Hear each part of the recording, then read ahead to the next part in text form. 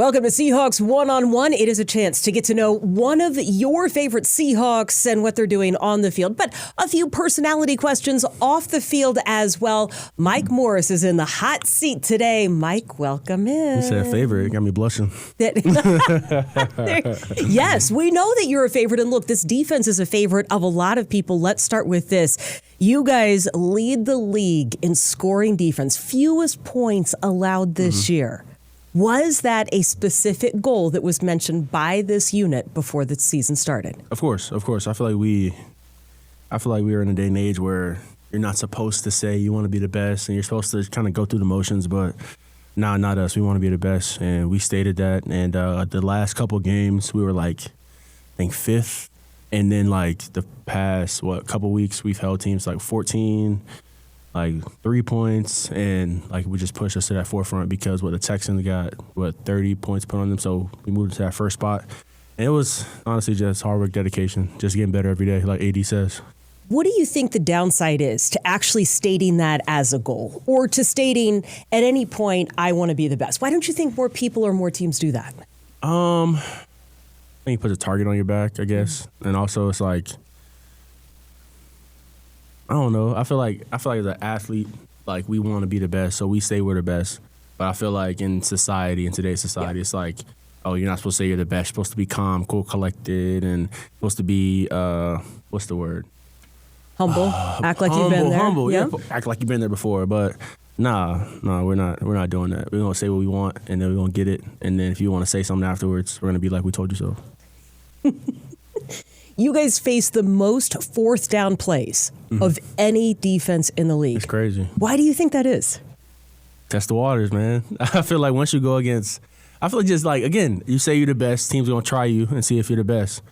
I feel like the Texans had a couple fourth downs there. Went to the Panthers game. Panthers were the most fourth down team we were going to play.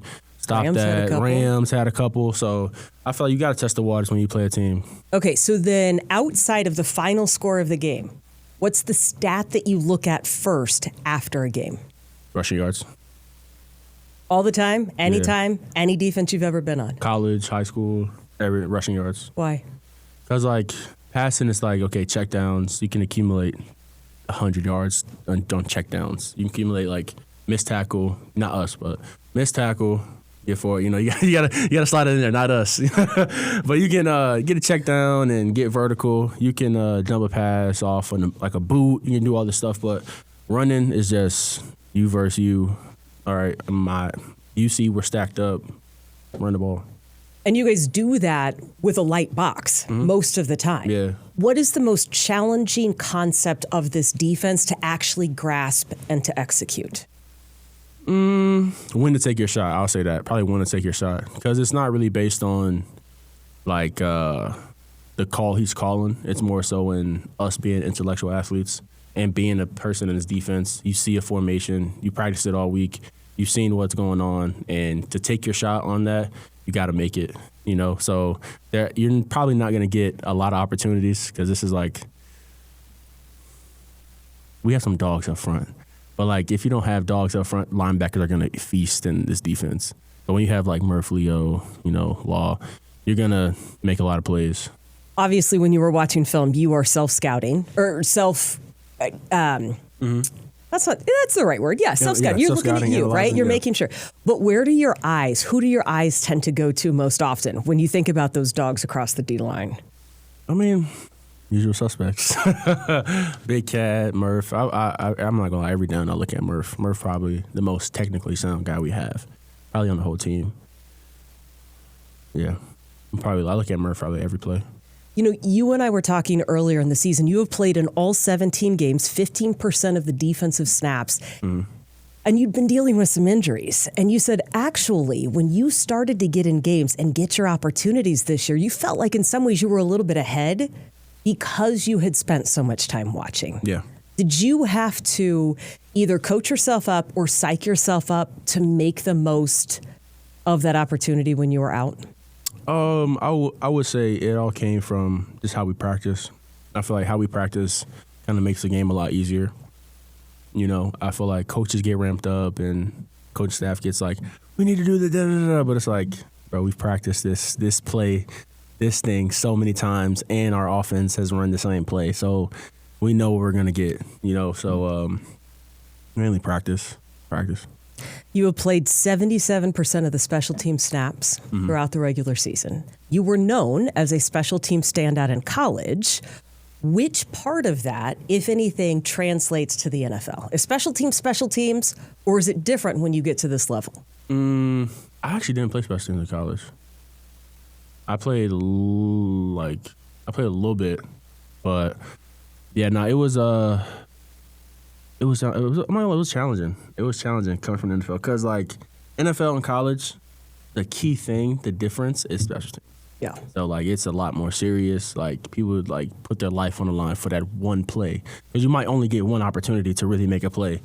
And that's why I love Coach J, because Coach J is going to make sure you're in the right position, the right time. That's why we're so successful on special teams. Like when she got the ball against the Rams, I was like, okay, once she gets this ball, touchdown. Like Falcons, she's going to get this ball, touchdown. Like every time he touches the ball, I'm like, okay, I'm getting my block. This person will get his block, but we're going to make this block and he's going to score. So it's just being in the right position, right time, and making your play. You might not be giving yourself enough credit because when I went back to look at some of your college clips and what people were saying about you, they actually said effort on special teams came out just as much as your defensive effort. So I'm not making that up, and maybe you just need to give yourself a little bit more credit on that one. Okay, have you run out of the tunnel and had your name called with this defense? What would you do if you were running out of the tunnel at Lumen Field? Like what would you do to hype up the fans? Like I have no idea. I feel like it's got to come to you. I can't just do Leo. I don't know. I just had to come to you. Couldn't do like Bam Bam Cam and slam the hammer down. You couldn't. Nah, I don't know what I do. I feel like you don't know what you do in that moment. It's like I don't know. It's like just whatever you feel. It's just like whatever you feel in that moment. You got to go with it. Because if you try to do something corny, it's gonna look corny. I think everything I would try. I would be so pumped up, and I would think, this looks cool, and then I'd be afterwards like, it looks cool, and I tripped. That's probably also what would happen. Yeah. I feel like if you try to do too much, like me personally, if you do too much, I'm probably slip or something. So let's not do that. Let me just flex. I tell you what, if I look like that when I flex, that's exactly what I would have done. Now, the shadow boxing thing that is taking place. Oh, my gosh. First of all, who's the champ in the locker room currently? I'm not going to say who, because it's going to stir the whole pot. Okay. So let's just say I feel like the defense is definitely better than the offense. Okay. I'm going to say that. Yeah.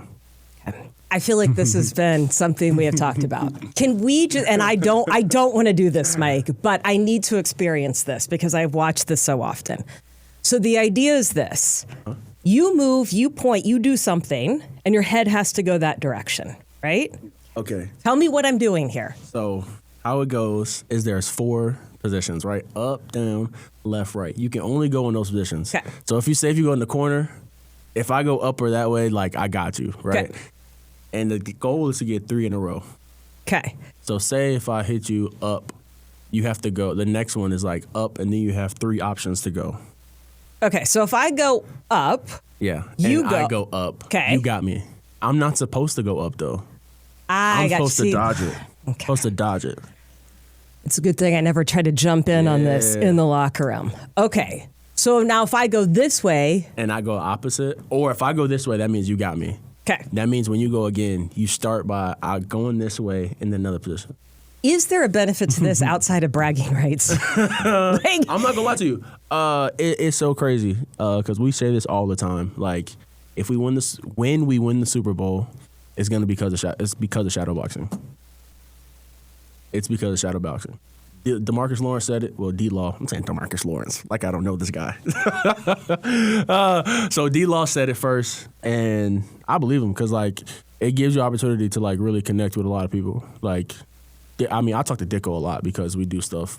Our wives are cool. Michael Dixon. In case you're not familiar.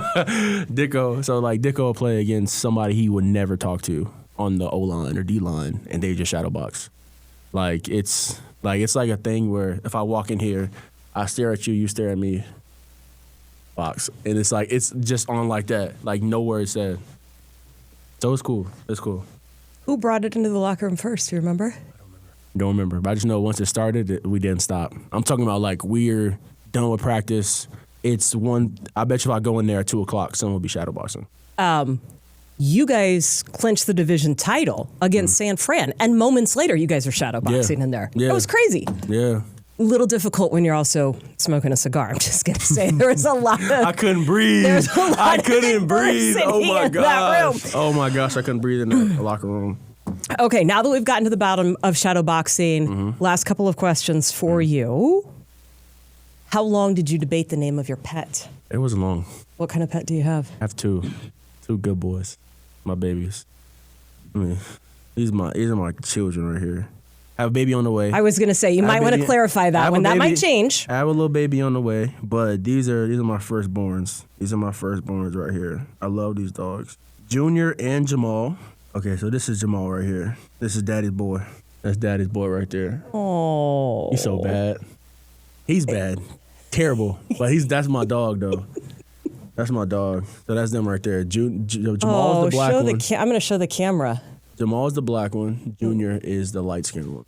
He light-skinned because I wanted it. Oh, he's like a daddy boy. Okay, how'd they get their names? So they're so cute, right? So Jamal, there's a show on Netflix called On My Block, and there's a character on there named Jamal. That's like my wife's favorite character of all time. Like, he's hilarious. And so Brooke was like, I'm going to name the dog Jamal because of him. And then Junior was like, I don't want to name any of my kids after me. So I was like, Junior. So his full name is Michael Williams Morris, Jr. II. It's going to be tough when you have a little boy and also have to name your little boy that same name. Lastly, what is the trick you wish you could teach your pets?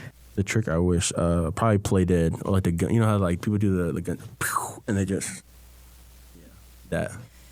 Well, maybe in the off season, although probably not with a new baby. You can work on that one. We have a whole different set of stuff we need to work on. That's right. There's different priorities. Stuff I need to work there on. are different priorities after that. But for now, Mike, you are off the seat. Thank you for being part of Seahawks One-on-One. Thank you so much.